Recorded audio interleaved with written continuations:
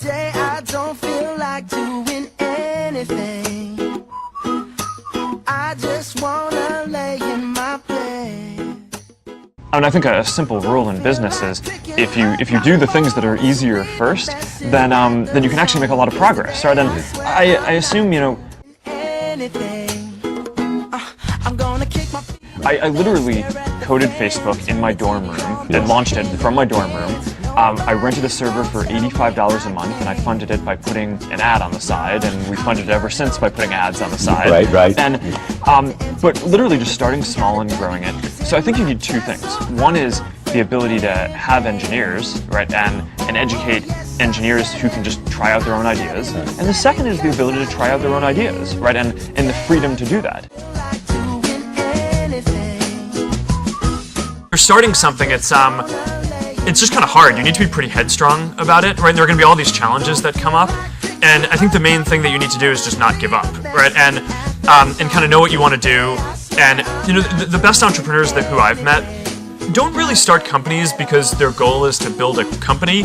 They do it because they want to make a change in the world and help people.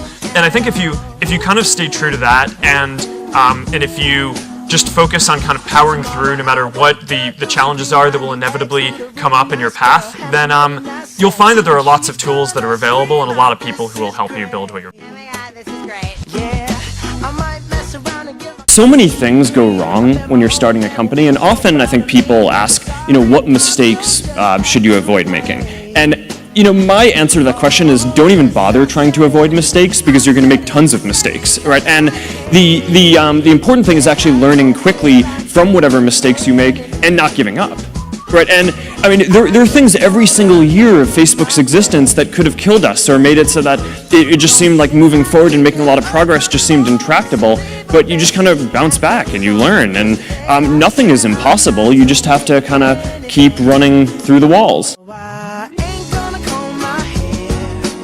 We've had this tradition for, I don't know, probably 7 or 8 years at the company, where every week we have a Q&A where our employees can come and ask me any question that they want about what's going on and what the direction of the company is, or questions or things that they read about in the press, or that their friends who use the product, what they're asking them.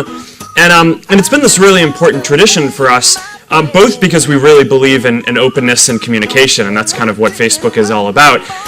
But it's also really important for me and for running the company to be able to get feedback, right? And to be able to learn what's on people's minds, what our employees and folks who are part of our team are thinking about, and just kind of a lot of the time there are good questions that people ask that change the way that we think about what we're building and what we're here to do in the world. And that often make us go think and reevaluate how we should be approaching different problems. If you are an entrepreneur trying to build something, is you need to build a really good team, and that's what I spend a lot of my time on, right? I mean, I spend probably at least 3 hours a day with our core team, right, and doing things. I spend probably 25% of my time recruiting, finding good people, both outside the company and inside the company, to put in more impactful roles. I get a little upset whenever any media attention focuses on me personally and me leading Facebook, much less a movie. It's been kind of a bad year, hasn't it? It turned out okay. Time, Academy. It turned out good. The time thing was awesome.